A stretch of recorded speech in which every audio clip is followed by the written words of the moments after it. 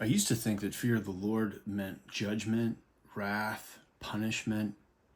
It wasn't until after loss that I realized that fear of the Lord is actually a reverence and sobriety of knowing and trusting the leadership of a sovereign God who may ask me to walk or endure a season of suffering.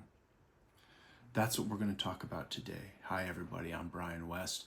This is Heart of the Father, and thank you for joining me again. I really appreciate you. Please subscribe because we're going to be doing a live stream soon, and I'd love to invite all of you. I'll be doing Q&A and just having real-time conversation. And so I'd love to be able to tell you when that's going to happen. Also, in the comments below, I'd love to hear from you as well, to know what your thoughts are in response to some of these ideas and this insight. There is a free 7-day devotional in the comments below that's super helpful. I really enjoyed it. It's something that I made based on my book, Heart of the Father on Loss, God's Goodness and Grief.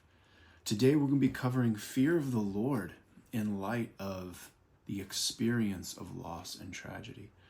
We're going to be doing another video soon on a new perspective. How perspective is a critical part of the answer, or I should say explanation to the question, why God? Which was all I could ask after the loss of our son. Why God was the preeminent question. And it was really the question that drove my pressing into the scriptures, seeking the Lord to try and understand something, to make sense of the senseless, as I say, which he in his goodness and kindness was gracious enough to provide me. And many of these videos are hopefully impart some of those insights in the form of a teaching. So I hope that this is a blessing to you or someone that you know. But in the aftermath of choosing to trust in the Lord's leadership, I suddenly saw fear of the Lord in a new light. Actually, I used to read fear of the Lord, and when I first came to the Lord, really convicted, I would see this and I would go, this is an old covenant thing. Like, I don't have to be afraid of God. That was something that you had to worry about in the old covenant, because if you didn't follow the law 100%, well, then you fall under God's wrath.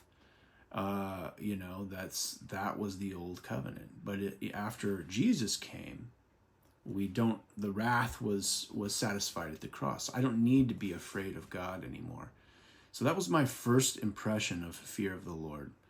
And I think that that's fair. A lot of times we hear people say, a person's relationship with their father or their parents usually is a big influence in how they initially perceive Father God in heaven. And I would say that there's probably some merit to that, but now at this point in my life, I see that you can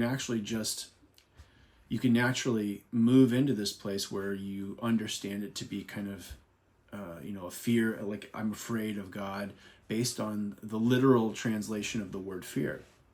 So even if you had a perfect relationship with your parents, it would be very fair to read, fear the Lord, and be concerned by the notion that you have to, you should be afraid of God. Why? Because of the potential for punishment, judgment, and wrath. So whether you are influenced by the way you were parented or what you experienced when you were young, or whether you just take the words at literal translation, I think it's fair to have this initial understanding of, why do I need to be afraid of God who sent his son to die for me? So I actually disregarded it as something that was no longer applicable initially. Then later, as my faith matured, I realized, well, wait a second, the new covenant actually fulfills the old covenant. Jesus himself said, not a stroke of the pen of one letter is erased or not applicable from the Old Testament. it is literally just fulfilled. And so when I read fear of the Lord, then I must say, what does this look like now with, in the time that we live in, where God's grace is upon us? And so then I thought, well, this must mean that, fearing the Lord is about reverence, about taking God seriously, with sobriety. And I held that thought for a long time. Then after we lost our son, and I kind of was brought to this conclusion that I had to decide whether or not I was going to trust the Lord's leadership in my life. That the fear of the Lord took on a new context. And I believe it is probably one of the more accurate contexts I've ever heard. And that is this. Fear of the Lord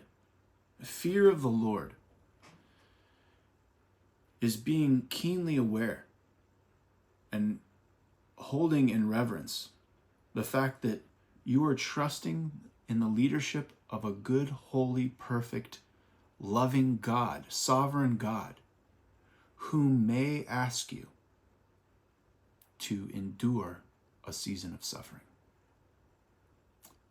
for purposes that only He knows, sees, and understands. When I realized that, I suddenly became a bit concerned. I was a little bit concerned because I had always thought that trusting God and leaning on God meant I should expect only good things, not bad things. When, in fact, in this context, I can expect goodness from God, but also the allowance of seasons of tremendous hardship, because He sees all things and He knows all things. And that concern is what I know now to be the fear of the Lord. It's a trust in a good and loving God, knowing and trusting that He's perfect in His love, but that He may allow evil things to happen that you may be exposed to. And that's a sobering thought. That is truly trusting in the sovereignty of God, that He knows what's best somehow and not me. And this was all new to me. I never thought about this stuff and following the Lord. I only thought about things I thought were good for my life and pressed into Him to give them to me. But with this new context, what do we learn? What do we know? We look at these scriptures and they take on a new life. Proverbs 9:10, the fear of the Lord is the beginning of wisdom. Knowledge of the Holy One is understanding.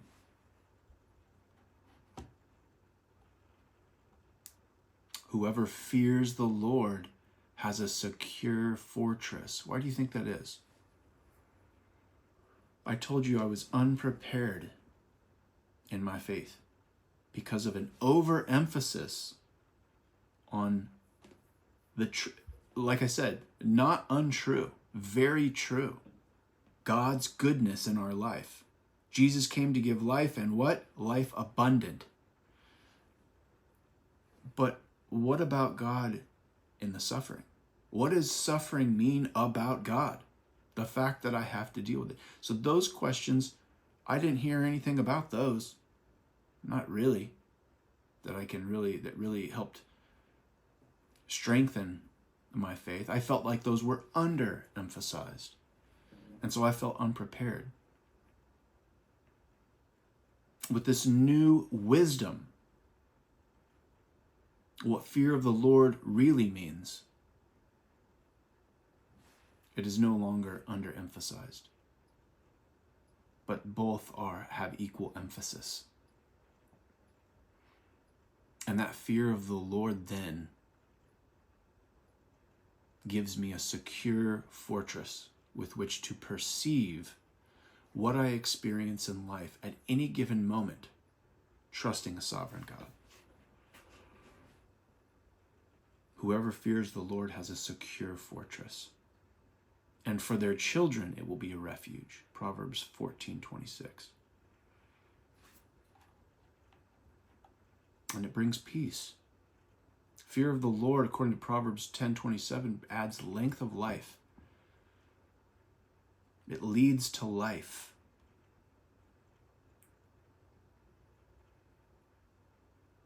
And they go on and on and on. And fear of the Lord is prominent in the Old Covenant.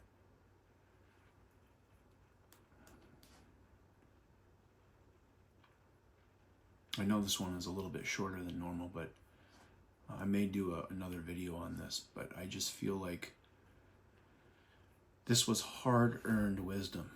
Most of these videos are. But this kind of correction and understanding of the fear of the Lord brings blessing. It brings blessing out of the midst of terrible experiences, trauma, evil, loss, tragedy. And this comes from that. And I'm going to do another video called the Joseph Paradox, which really talks about how God doesn't author evil. He did not create the event. God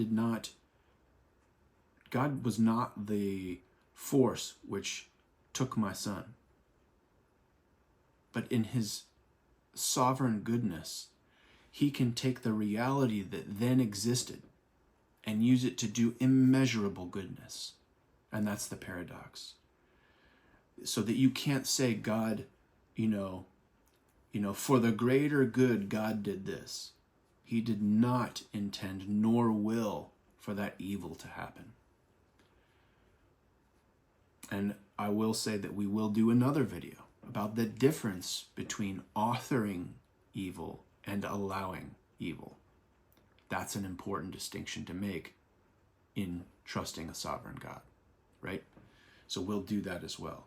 But I hope that this fear of the Lord concept, correction, I hope it's a blessing to you or someone you know. I invite you to subscribe so you can know when we put out more material. And I would say, please remember that the Lord is close to the brokenhearted, and he saves those who are crushed in spirit. I'll be praying for you. God bless you. May he be gracious to you. May he make his face to turn and shine upon you. Thank you for joining the video and the channel. Please like it if it's been a blessing. Love to hear your comments, your own insights or responses to this one. And just be blessed. Thank you for joining me here. See you next time.